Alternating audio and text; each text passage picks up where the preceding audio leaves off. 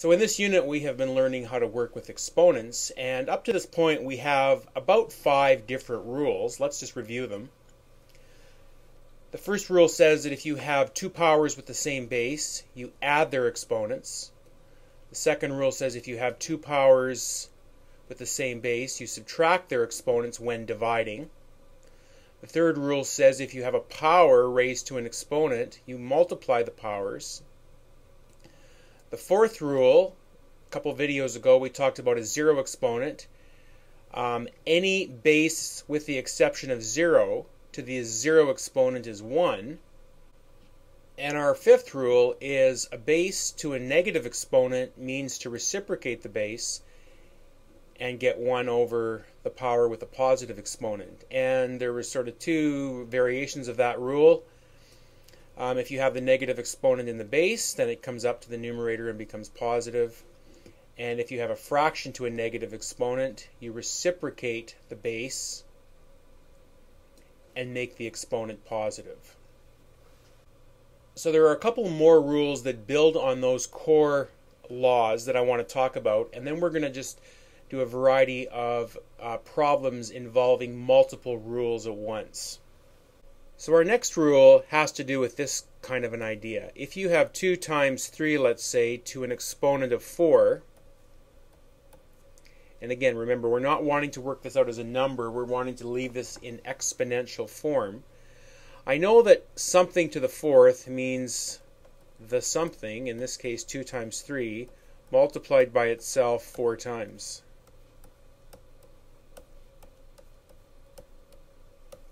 And when I do that, if I multiply that through, I know that the result of this is the same as multiplying the 2's together and then multiplying the 3's together, because the order in which we multiply doesn't matter as long as everything is multiplication, which it is here. And so I can write this as 2 to the exponent 4 times 3 to the exponent 4. And so I can take my expression from here directly to here by essentially distributing that outside exponent to both parts that are multiplied on the inside. In other words, if we have 2 or 3 things or more multiplied together to an exponent of n, we're simply saying the exponent applies to each of the multiplied pieces. And there's my rule. And a similar thing happens if we have a division with an outside exponent. That would be 7 over 3 times 7 over 3 times 7 over 3. So if I multiply the fractions, it's 7 to the 3rd on the numerator, 3 to the 3rd on the denominator. In other words, what we're saying is if we have a fraction to an exponent, that outside exponent applies to both the numerator and denominator. Alright, let's look at a number of examples involving different exponential rules happening. And so question number 1, I have 3a to the exponent 4 with an exponent on the outside.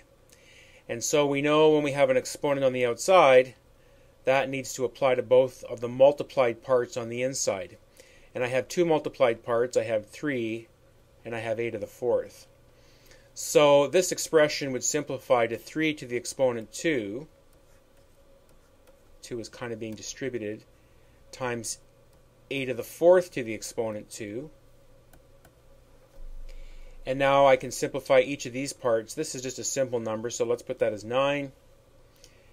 And a to the 4th squared, that's the rule for multiplication of exponents. It would be thought of as a to the 4th times a to the 4th, which would be 8 multiplications of a. So 9a to the 8th. Let's take a question like this. And so I've got a number of things happening here. I'm doing x to the 4th divided by y to the 3rd.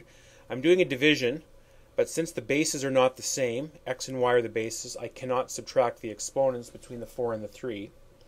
I do have an outside exponent, and so that would apply to both the numerator and the denominator as our recent law just told us. So I'm going to do x to the 4th squared over y to the 3rd squared. And then our rule of exponents says that a power to an exponent is multiply the exponents. That would be x to the 8th, and this would be y to the 6th, and that's as far as I can go. Here's another example. Again, looking more complex. So let's try to break down what this means.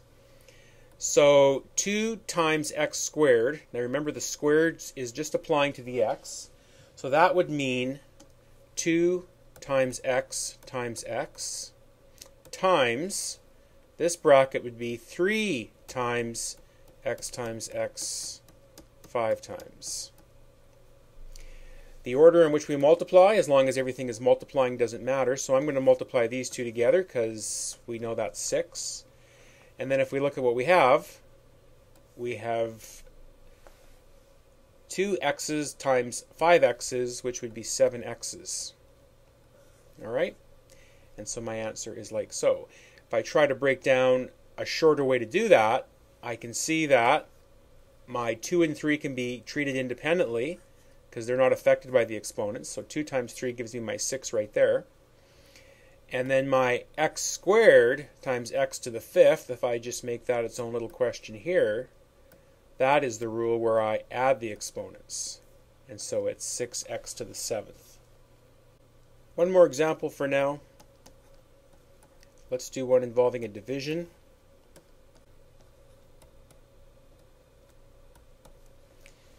All right, and so what I can do with this question is I can think of it as negative 40 divided by negative 8 multiplied by x to the 5th over x cubed.